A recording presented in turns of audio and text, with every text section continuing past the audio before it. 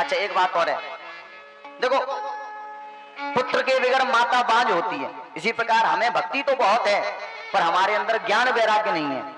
तो ये ज्ञान वैराग्य कौन है? का ज्ञान वैराग्य भक्ति के बेटा है, और ज्ञान वैराग्य नहीं है तो हमारी भक्ति बांझ है। और देखिए भक्ति आप करते हो पर आपको शांति नहीं मिल रही है तो हो ना हो किसी डॉक्टर पे चेकअप कराओ। जैसे शादी हो गई पर बालक नहीं हो रहा तो किसी जानकार व्यक्ति से सलाह लेनी चाहिए। इसी प्रकार आप भक्ति करते हो पर आपको शांति नहीं मिल रही तो किसी संत विद्वान की शरण में जाओ। आखिर कमी क्या है हमारी भक्ति में जो हमारा मन शांत नहीं होता? क्योंकि अकेली भक्ति से कुछ नहीं होता, ज्ञान होना अनिवार्य है। ज्ञान नहीं है तो भक्ति कभी कभी धर्म की जगह अधर्म करा देती है। जैसे माताएं मंदिर में गई और बाबा पे क्या चढ़ाया? रेवड़ी चढ़ाई, बतासे चढ़ा दिए, गुड़ शक्कर बाबा के मुंह में लगा दिया।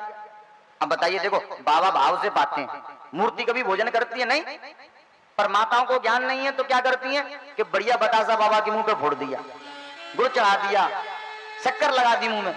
अब उससे क्या होगा? एक तो मूर्ति खराब, दूसरे चीटा चीटी चढ़ेंगे, और दूसरी मैया आई तो पानी चढ़ा दिया तो चीटा चीटी मर गए। बताइए किया हमने अच्छा पर हो गया ना बुरा।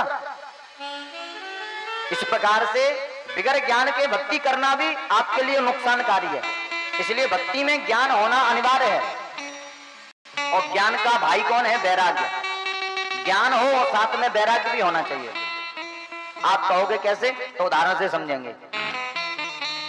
एक बूढ़ी मैया जिन्होंने अपने गुरुजी से गुरु मंत्र ले लिया। अब गुरुजी ने कह दिया कि मैया प्रतिदिन 60 माला फेरना है।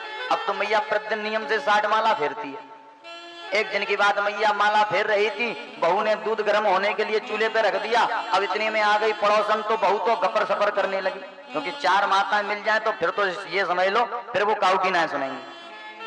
अब बहू तो बात करने लगी, अग्नि जलने लगी और अब दूध निकलने लगा। अब मैया माला फेर रही है, मैया की निगाह गई, अरे राम राम 50 रुपया किलो को दूध, और ये बहू सगरे दूध जलाए डाल रही है। ये तो अपनी बातों में लगी है और दूध निकला जा रहा है। अब मैया की धड़कन तेज, अब मैया जल्दी जल्दी माला फेर रही, राम राम राम राम, शायद जल्दी पूरी हो जाए तो खड़ी होकर के दूध उठा लो। अब बीच में बोल भी नहीं सकती क्योंकि माला खंडित हो जाएगी, तो जोर से बोलती है शायद सुन ले बहू, पर बहू भी नहीं सुन रही, तो मनी मन में गाली दे रही है, आज मेरी माला पूरी है जाए तब बताऊंगी जब मरा घटा भरी है। तो कहने का तात्पर्य जितना दूध नहीं जला उतना खून जल गया। अब ऐसी माला किस काम की? घर रखा है, मन रखा है घर में, और तुम फेर रहे हो माला। इसलिए भगवान का भजन करो, जरूरी नहीं 60 माला फेरो, एक माला फेरो,